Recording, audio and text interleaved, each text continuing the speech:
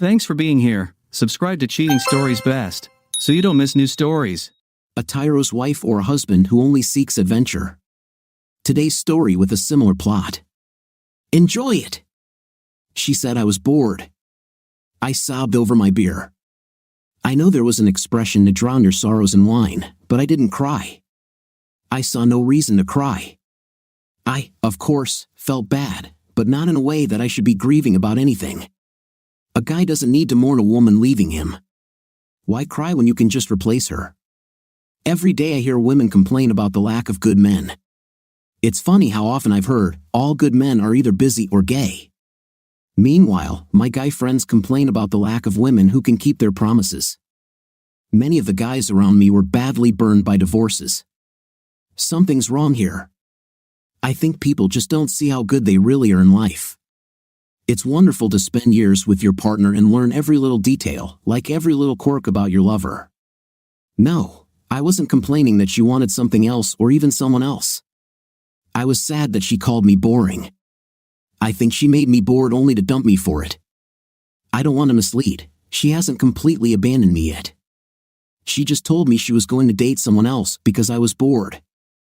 When I was younger, I loved adventure. My friends and I kayaked along the islands off the coast and along the white streams in the mountains. One day, on a day trip, I circumnavigated an island located 12 miles off Long Island in a boat with a long oar.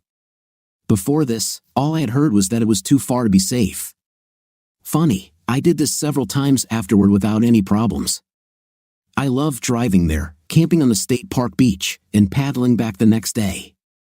In Karen's eyes, this was not the behavior of a husband and father. My family depended on me, and I shouldn't take unnecessary risks. Also gone were alpine skiing, my motorcycle, my little Triumph Spitfire, scuba diving, mountain biking, and rock climbing. So, being the good dad that I am, I started riding the carefully groomed slopes, not too steep, mind you. I put my dirt bike and Triumph in storage, traded in my Softail mountain bike for a road bike, and joined a gym with a climbing wall. I drove a minivan. Yes, a minivan with wood grain siding. Yes, I know. But I loved her. So, after she saddled my rest, the next step was my job requirements. She didn't like my travels. Most trips were for a day or two to negotiate deals. Sometimes I had to travel to London, Hong Kong, and other cities. I was good at short-term deals that either resulted in a solid acquisition or a profitable sale for my company. She hated international trips because they often lasted 2 weeks. They always came with a nice bonus, so they were really good for our family budget, but she hated it when I left. When I became a partner, overnight travel dropped dramatically. Most of them were domestic flights where I could fly in, close the deal, and return home on an overnight flight. However, it took me years to cut back on my international travel. It was a catch-22, travel a lot, make a lot of money, become a senior partner, coach, and manage negotiation teams to close deals for you. If someone else travels and brings home the spoils, watch them rise past you through the ranks. No one will rise past me for any reason. I played it smart. I was able to combine travel goals so that one trip could lead to multiple successes. In my pursuit of a partnership, I was the first in my company to use teleconferencing to do legwork. I tried to charter small planes for my teams so we could make the most of our time on the ground. It cost me a few good chunks of my bonuses, but it was worth it in the long run. I walked up those stairs. Karen was happier, and everyone was safe. But damn, I was bored. I gave up everything to fit her priorities, and I became bored. What crap! So off she goes, I thought. May she find the excitement she is looking for. In the meantime, I'm going to return to myself, who I love to be. In those distant times, the me who had fun doing my thing, the me who defied gravity by flying down a muddy slope during a motocross weekend, I jumped into a helicopter to find fresh snow on a remote slope outside the city and was busy all day skiing down it. The same me who returned to the same slope in the summer when I climbed up again. She expected me to stay home and wait for her. Remember that security thing? Well, I was supposed to be on duty to come to her aid if she got into trouble on her date. Seriously? 25 years of marriage after 4 years of friendship and dating in school, and all this time I thought she was smart. Well, it turns out not. I didn't sign up for this. I won't be home either on call or waiting for her to return. Tell it to Boring. All bets were off. All vows were canceled, along with forsaking all others. Go to hell with love, honor, cherish, and obey. Well, she gave up the latter, and now I know why Boring wouldn't have mattered if obedience had been observed. So, I got home from work, changed into jeans and a sweatshirt while she showered, and dug out my old boots. When she got out of the shower, she always loved me in boots.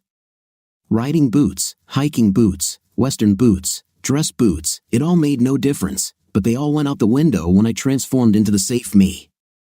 I'd say I got bored after everything. I've now rethought, although I knew I looked good in these boots. They fit me just as well as ever. Over these 25 years, I gained weight, but it was all in my upper body muscles, so now that I had shoulders and man boobs, these boots looked even better. A little aftershave and a nice sport coat, and there was no doubt that I wasn't expecting her. She was unhappy. "What are you doing tonight?" "Nothing special in this outfit." "Who said that a bore can't have class?" I was out the door before she could respond and set my sights on the weekend. The minivan started up immediately, and its big 4-cylinder engine roared to life. Maybe he purred, coming back to life. Okay, who am I kidding? The minivan hissed and began to move. To his credit, he was running down the driveway and into town before Karen had a chance to put anything on, and I grinned when I saw her pop out the front door in her robe. Soon, my cell phone rang, and I let it go to voicemail. I have prepared a new message especially for this occasion. "Hello, this is Dale. I can't answer the phone tonight because I'm either driving or bored. If you're looking for a thrill, call my wife Karen at 555-4269. She'll be happy to talk about me. Otherwise, leave a message, and I will call you back as soon as I can. But don't be surprised if it doesn't happen very soon. Maybe on Monday. Ciao." First stop, to get rid of this crap van. I was sick of driving a car with fake wood. I needed something rugged but elegant. I'd even settle for something with real wood paneling, like the old Willis van. It would look really good with a surfboard on top, right? I couldn't find a suitable combination. Maybe something else besides the wooden Willis. I like to describe the feeling of being freed from that old, boring spirit in chains and shackles. Oh, it was incredibly pleasant. I used to shy away from something that seemed both elegant and substantial. Bored, I took out the hidden checkbook from the bank account where we used to save and went home. I had no intention of returning home. I bought every one of them. I bought a durable car and an elegant car. The Mercedes dealer was happy to provide me with a luxury convertible. Trace elegant, monsieur. There's nothing more elegant than a guy who drives a Mercedes convertible and knows how to say very elegant in French. I know, I miss the accent marks, but I don't care. I'm not boring anymore, and ranking them would be stupid. Wait, you know the right word, boring. The dealer also had a big 5th-place Jeep in his used car catalog, complete with lifts, fat knobby tires, bright fog lights, and an amazing train horn, in addition to a dozen other aftermarket upgrades. I left in a convertible Jeep that was delivered to my house and left in my driveway on Sunday morning, bored in my 5th place. The me that I was never boring. The me she created was a terrible bore. It really was. Now, a story driven back into its hole, while I began to look for my first dose of adrenaline. I bought a trailer and drove home, not to the house I shared with my wife, but to my mother's house. I haven't seen my mom for a couple of months. It was exciting. The 3-hour drive was great, as it reacquainted me with driving something that has testosterone under the hood. Mom was delighted and prepared my favorite lasagna. She didn't ask why I was here or why Karen didn't come too, but she knew something was wrong. She always knew how to read my thoughts. The next morning, I went to the barn and took out my old Spitfire. I kept it there all these years. My brother rode it so often that I could handle it well. I didn't have as much luck with the dirt bike, but I didn't have to start it to load it into the trailer. By lunchtime, I already had my bike and car on the trailer, and my mother had a smile on her face. So, will you tell me about it? Mom asked. For 25 years, you have lived like Karen. You raised 3 children while burying my son in minivans and on bunny slopes, and suddenly you come to visit without your wife. You drive a monster truck. You want your own sports car and motorcycle, and you wear these beautiful boots. As I said, my mother read me like a book. I explained to her Karen's recent struggle with insanity. Maybe this girl might be crazy, but you should thank her, honey. She let you go free. Mom was right. Mom was always right. That same evening, I turned the phone back on. Karen and the children called and wrote all day. I put the kids in a text group and responded, I'm fine. I'm at my grandmother's now. Your mom and I don't see eye to eye on something, and I decided I needed to think about it, so I went to visit. Eli said, Dad, Mom is furious. She says you disappeared, and she doesn't know why. I'm not going to lie, I told him, and I'm not going to say why. It's not for me to explain to you. All I'll say is that your mom thought I was boring, so I'm doing something about it. She can tell you what she did. Dad, this doesn't look like Mom at all. She always behaves carefully. She would never jeopardize you or our family. You have to go home and fix everything. Thank you, dear, for your faith in me, I said. Before you crucify me for this little episode, why don't you get the truth out of your mom? Daniel said, Dad, we don't blame anyone. We just want you to know that we love you both and only want the best. Thank you, son. Let me know when you talk to your mother. I spent the night with my mom, laughing at a crappy old movie, and was about to go to bed when the text rang. Jenny said, Sorry, Dad. I can't believe my mom was dating another man. I know, honey. What are you going to do? I will live my life as always. I'm just not going to worry about your mom's rules in life because if they really mattered, she would have followed the rules of marriage that we both agreed to. Don't be a child. She set me free. I can live the way I want. Daniel said, Hi, Dad. I got it. Give Grandma a kiss for me, and when I get home next weekend, I want to ride a Spitfire. Yes, you guys understand me as well as your grandmother. You better believe it. Can we count on a ski holiday during spring break, somewhere by helicopter instead of a ski lift? What can I say? My kids knew what I used to do and what I really loved. They saw pictures of me skiing in muddy riding a motorcycle. I answered, Of course. I'll think about it and get in shape. Country trails are fun, but they are difficult. On Sunday morning, my mother and I were at our favorite bakery store. I stayed and helped her with some chores around the house. My phone got a text during lunch, and I laughed at the angry message from Karen. They have already delivered my Mercedes. They locked the keys inside. Since I had spare ones, all she could do was stare at it, and she locked her car in the garage.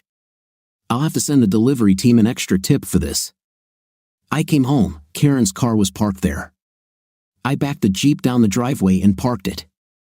I jumped into my new Mercedes and drove off, chuckling again as Karen ran out and tried to stop me.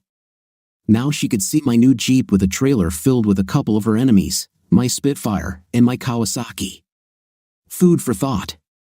At least her side of the garage was clear, and she could pull out.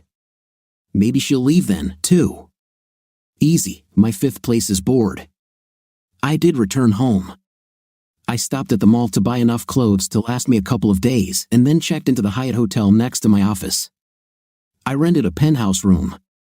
I have earned all these bonuses over the years for a reason. I slept pretty soundly. The next day, I went to work as usual and told my team that I was going on my next banquet trip to Hong Kong, which included the acquisition of 160 acres of prime industrial property.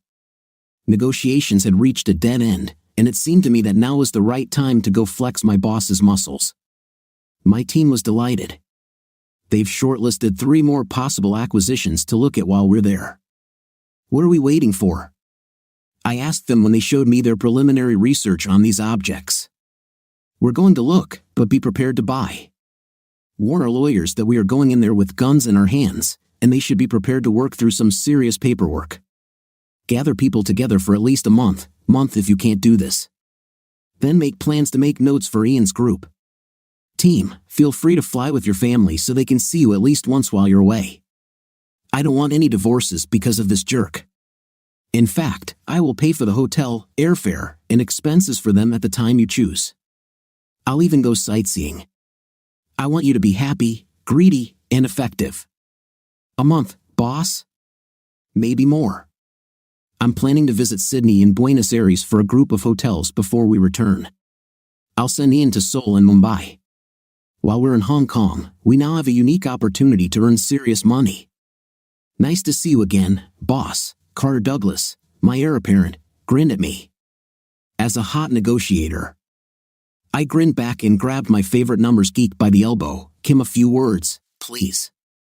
I took her to my office and told the secretary not to answer calls, especially from my wife. She nodded, and I closed the door behind Kim and me. Here's your big chance, Kim. We will work quickly and accurately.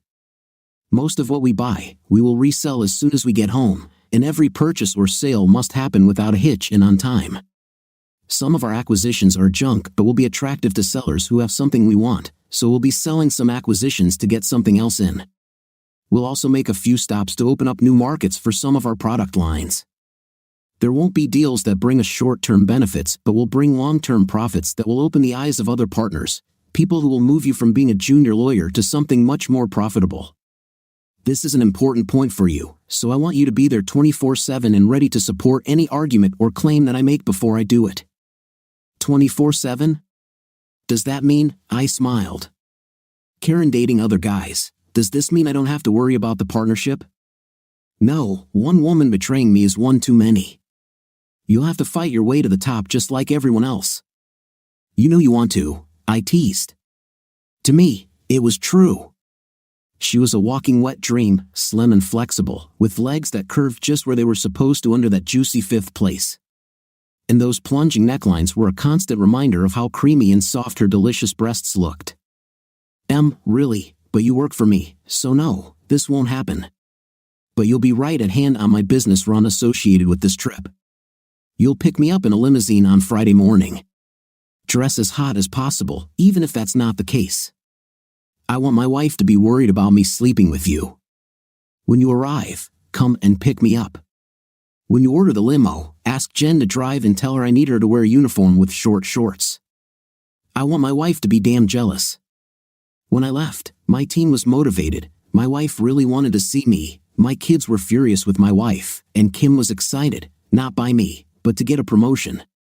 Well, maybe me too, but I drew a line in the sand. I went to the airport to charter a plane. I thought maybe I'd jump out of it. Don't be stupid. I didn't mean to kill myself. If I was going to go back to being the thrill seeker I was in my youth, I needed to get off my fifth place and get some adrenaline pumping. It was amazing. I rented cameras for myself and my jump partner to capture the stunt. I posted it on Facebook and enjoyed an amazing night's sleep. The next day, my phone was filled with missed calls, and messages from my kids. Karen, the children, are simply delighted. Notice has been submitted, the real me is back. My fifth place is bored. I really didn't want to see Karen, so I slipped home while she was at work and packed my things. I went to the airport and caught a late flight to Chicago. There was no immediate reason to go there, but I did have some perspective on the future that might be useful. This proved useful for a couple of days and kept me out of Karen's reach until the big trip. I arrived very late on Thursday evening, and the house was dark. She finally got home at 2 a.m. and didn't even know I was already there. Luckily, she was alone. I would have to argue with her about not bringing her into my house, but this way I could avoid seeing her until I was ready. They also took money from me for this. I got up early, my updated luggage was already packed and stood by the door. I made myself a man's breakfast of steak and eggs and blasted ZZ Top on the stereo in the kitchen. I was wearing perfectly fitting gabardine casual pants and a stylish new sports shirt the likes of which Karen had never seen before, dressy and comfortable. The clothes were suitable for an 18-hour flight to Asia, and I made them look perfect. Karen came down the stairs attracted by the smell of my coffee. I make great coffee, and hers sucks. Oh my God, Dale, you're home, honey. Why didn't you answer my calls? I was terribly worried. Yes, the children told me that you were worried. No need. I'm fine. I just do what I like. Oh no, mister, don't I have a better explanation? This is an excellent explanation. Last week you told me you would do whatever you wanted, and I couldn't stop you. So I decided that if my dear wife was going to do as she pleased, then I might as well do the same. If this is the new us, I can live with it. I never said that you can do whatever you want, dating other men. Okay, I get it, but I didn't want that. It follows that if you can make so many choices against my wishes, then I have no reason to consult you about mine. There is a reason for that. Of course, you have a family for which you must be responsible. There was no reason for a husband and father to fly a motorcycle or race small sports cars. I thought we had everything settled a long time ago. That's what we did, but we also got older, and our situation changed, Karen. I gave up all of this for you and the kids. I drove the minivan, for crying out loud. My family and I skied the bunny slopes. Until this week, I hadn't jumped out of a plane in years. You said I'm boring. Damn, it's because I was bored. Now the kids are gone. They have huge college funds to put them through school. And here's a big surprise that neither you nor they know about. They each have a trust fund that matures when they graduate from college. They have enough money to go to grad school and make a down payment on a nice house wherever they live. Let's face it, the kids will be fine, no matter what happens to me or with you. So what if the parachute doesn't open and I die doing something very cool? I'll die with a smile on my face, and they'll be fine. And you know that I'm also interested in your future. You have a wife, Karen. I really don't want to upset you, but... No, I don't think so. What? Now hold on, Dale. This is a very big leap. We have only just begun to investigate this whole matter, and you already think that. I know. I don't mean anything to you anymore. If this were not so, you would never have given me this ultimatum. You think I'm boring? It's easy to give up. I had some fun. I have given a lot in the name of being a family man, but a family man is apparently not interesting enough to keep his wife from laying her head on someone else's pillow. The doorbell rang just in time to save me from another salvo in this ridiculous conversation. Jen walked in with Kim right behind her. These two brought 4 of the most beautiful legs you have ever seen. Have I already mentioned how good I look in gabardine? I looked even better with the gabardine tent. Jen greeted me with a hug and a kiss and moved to begin moving my 4 suitcases into the limo. Kim handed me the dossier and began listing the dates of our negotiations. She blurted out the names of the projects and their locations, which captured Karen's full attention. In Hong Kong, Sydney, Buenos Aires. How long are you going to be away? Karen asked. I think a couple of months. You have plenty of time to continue your research before you get too old. But do me a favor and don't let them in the house, I said. Karen launched into a series of whining that would make any public broadcaster proud. She had a reason. Because of this reason I had to stay, and that we needed to talk about how our relationship was developing and where we were going. I stopped her. Honey, it's not the time. Our relationship is not developing, it has disappeared. And right now, I'm busy too. See you in a few weeks. I didn't listen to a word of her gibberish as we walked to the car, but I managed to smile at her words when she noticed my Jeep, my Spitfire, and my convertible parked in front of the garage door, all 3 garage doors, including the one her car was hiding behind. Of course, what she said was too dirty for me to write even here. Hong Kong was simply fantastic. Kim was in the room next to me, so she was there 24/7, but only in a good business sense, as we both agreed. She was good with numbers, and we were able to close all the expected deals, as well as prepare others for subsequent teams who would come back and close the deals a month later. We also made great progress in Australia and eventually entered into an agreement in principle to acquire the entire hotel group. Again, the closing team was supposed to return in a month. We scouted for additional acquisitions and headed to Argentina. Again, I was able to negotiate with a motivated seller, and the team was able to put other projects on our corporate radar. All this time, I remained chaste and true to my marriage vows, hoping to return home to find Karen desperately trying to reconcile. Yeah, Karen may have gone a little crazy, but I still love the crazy. I really wasn't ready to leave her, therefore, I took her ultimatum as an announcement of an open marriage, that we remain married but have intim with whoever we want. No problem. Carrie Moore was an old college friend of mine who became a professional buyer for wealthy tourists in Hong Kong. She spent the day taking my team around the city, shopping at the famous markets. She sent me to a good tailor. Before our 12 days in the city were over, I went to Sydney with some new bespoke suits, and we spent nights having a night until we passed out. It was exactly what I needed, a woman I trusted, a luxury hotel room in an exotic city, and unbridled lust. I felt guilty for about 10 minutes, which is how long it took me to remember that Karen had written the rule book that I was now using. My ass is bored. I realized that I was never bored, however, I was boring. And by the way, her body trembled and trembled when she reached the finish line. I realized that she was not bored with me. When we broke up camp in Hong Kong and moved to Sydney, we hired a guide named Sydney. I enjoyed the pure delight of touring the beautiful city by day and the slender brown-haired beauty by night. I won't be redundant when I say that I enjoyed being in Sydney. In Sydney, Rio was equally targeted as a business-rich environment.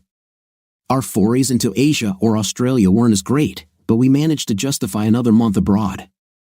And speaking of overseas, I have a hot Latina diver who taught me a thing or two about tango, both vertically and horizontally in bed.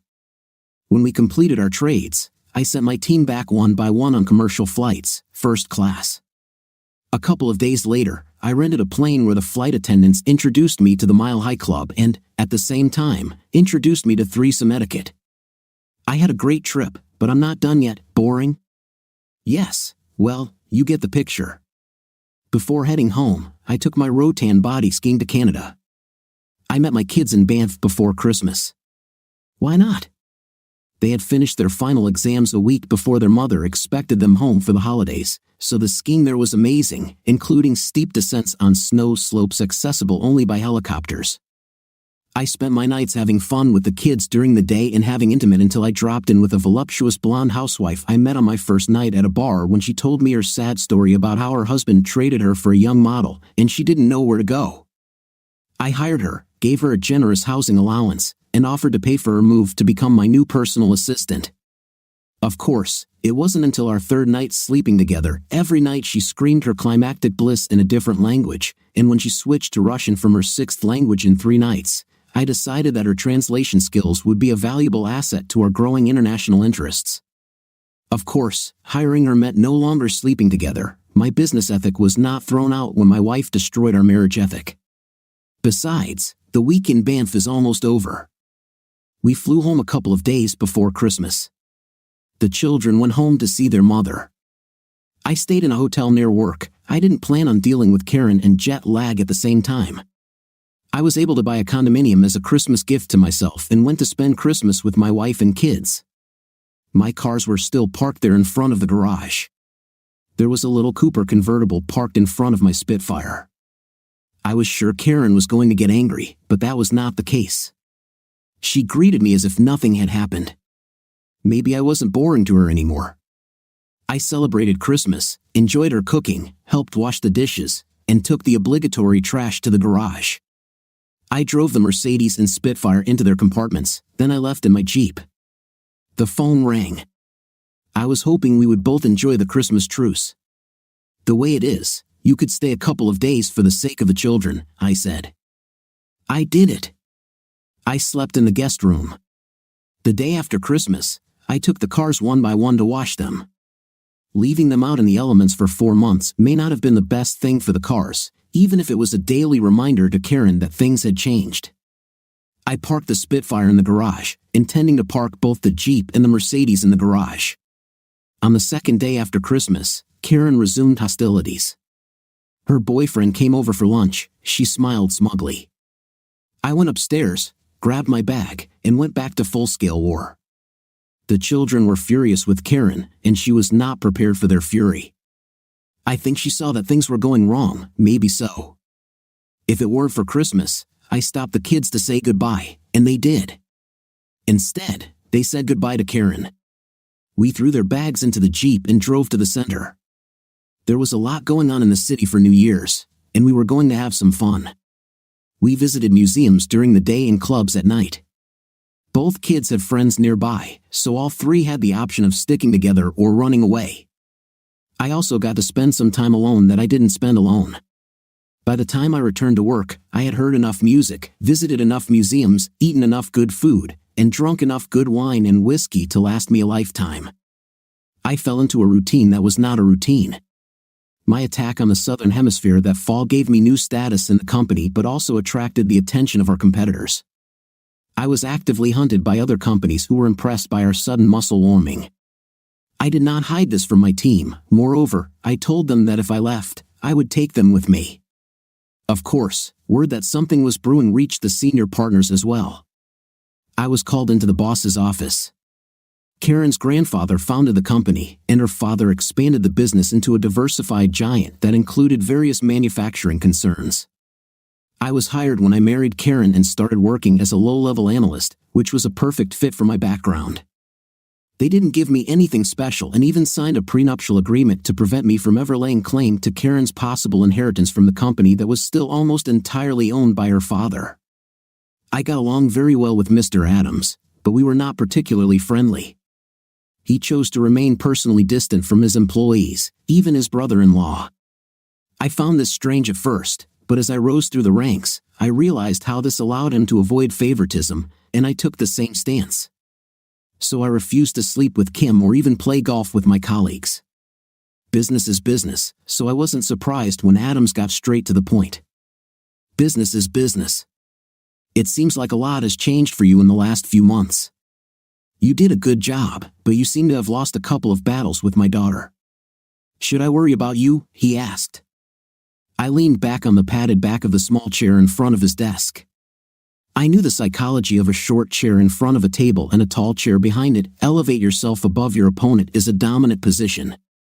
I guess they've never seen those movies where the defeated swordsman thrusts the sword upward into the exposed soft underbelly of the dominant warrior as he completes the final killing blow. Yes, sir, that's right. After 25 years at this firm, I am still a humble junior partner. I've brought in more business in the last 5 years than any other manager, and my Asian blitz this past year has been unprecedented.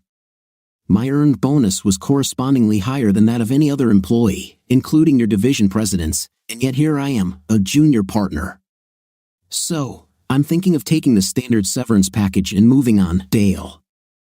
I can't promote you like anyone else. You're my son-in-law, whatever that looks like.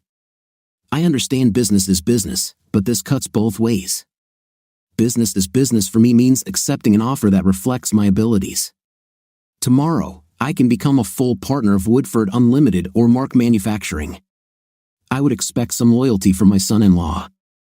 Clever. Business is business when you hold me back, but when it benefits you, suddenly loyalty becomes important. While we're on the subject of family fidelity, could you share what you did to teach this lesson to your daughter? Because this is where you failed, Dale. I'm so sorry. And one more thing, why are you Mr. Adam and I'm Dale? Business is business. I deserve the same respect as you. Very good, Mr. Carter. This Dr. Carter, remember? Last May, I defended my PhD thesis in economics. Very good. Let it be Dr. Carter. I am aware of my daughter's actions, and I don't like it. We've already talked, to put it mildly. Yes, well, she's not talking to me at the moment. My philosophy, it sucks. I interrupted him to finish the thought for him. Your philosophy of loyalty is completely inconsistent with the rest of the world. Your business is just an easy way to deal with a workforce that views you as a cold-blooded boss with the personality of a dead fish. Tell me, is it wise to keep your main employee down just because he's your son-in-law? I see no particular reason not to transfer my skills to another company. Long story short, this arrogant told me to go ahead and do the best I could. That's exactly what I did. By the end of the day, everyone on my team, as well as Ian and his team, had resigned.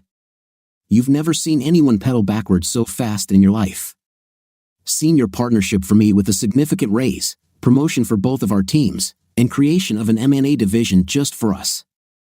Once my professional and financial future was secured, I turned to my personal life. I rode my bike on wild trails and dirt roads. I even took part in motocross. I was riding down the hill on my mountain bike and got damn dirty. I was good-looking, dirty, and tired, and playing with a couple of biker chicks who thought it was hot. One of them was a girl with a Harley who liked my motocross style and thought I was pretty good at jumping for an old guy. Then she asked me to call her when I had something bigger than my dirt bike between my legs. I told her that what was between my legs would need more than 2 weeks. So, as I loaded my bike onto the platform behind my Jeep Beast, she parked the Harley next to my Kawasaki, and we spent the night discussing the merits of the agility or power of our missiles between the legs. I haven't only skied in Banff, I skied at Tuckerman. And when the summer heat closed this venerable slope on Mount Washington, I found some excellent adrenaline-pumping runs in the glaciers of the Pyrenees. It's funny to see half-without clothes women basking in the sun in a high mountain house right next to a snow-covered slope. It's even more fun to watch them take off the rest of their clothes in your hotel room later. I have completed enough tandem jumps from excellent aircraft to qualify for a solo jump, so I did. The same instructor gave me enough hours on the glider to enable me to jump solo, so I did. I posted everything on Facebook, and my page was filled with comments from our friends and family, especially the kids who didn't talk to their mom any more than I did. But I didn't talk. She tried to drive me into a corner, but you can't hit a moving target like you can hit a boring one standing. I'm bored, right? Kiss my boring 5th place. After each message, my phone rang. I didn't block her number, I just didn't answer. She tried to catch me at work, even used her father to ask for my presence so we could talk.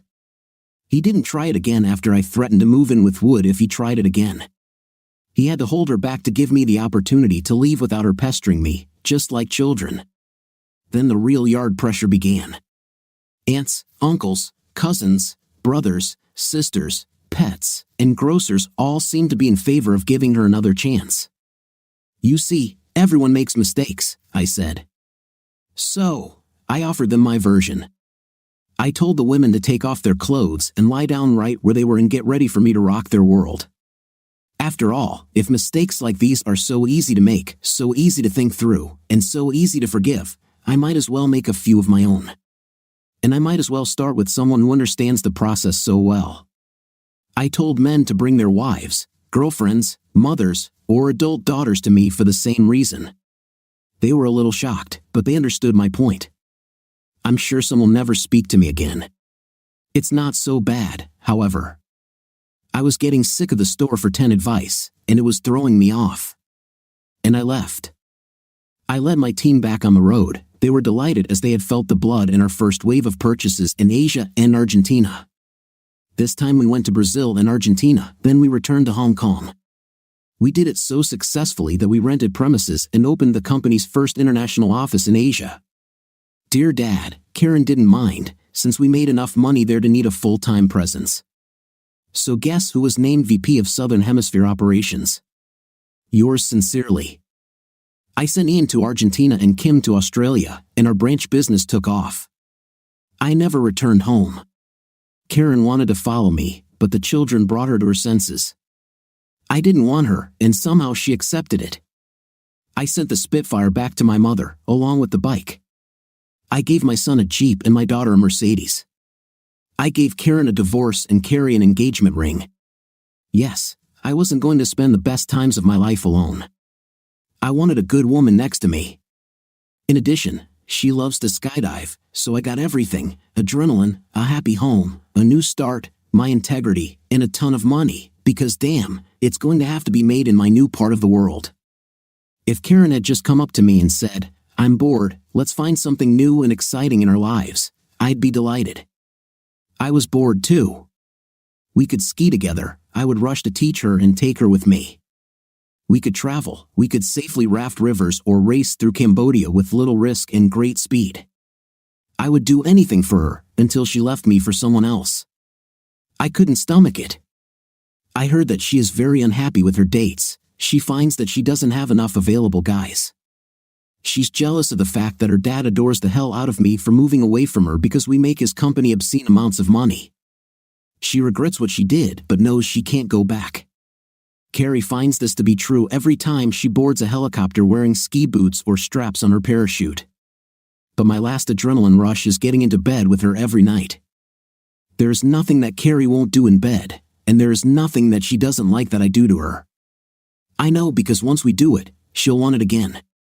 This never happened with Karen, even when we were young and everything was fine. But we haven't spoken since the day her father had to hold her back so I could leave without being attacked. I'm sure she'd like to talk, but she knows how little I want to do with her. Someday, I think one of the children will get married or have a grandchild that I will be very happy to meet. Karen will probably be there, and I will finally have to communicate. But I'm not worried. When that time comes, my Carrie will be there next to me. No, she won't have to protect me. She'll be there to make sure I'm not too bored or bored. What do you think of our story today? In my opinion, the man did the right thing to start living for himself instead of being sad about the past. What do you think? Write in the comments. See you in the comments.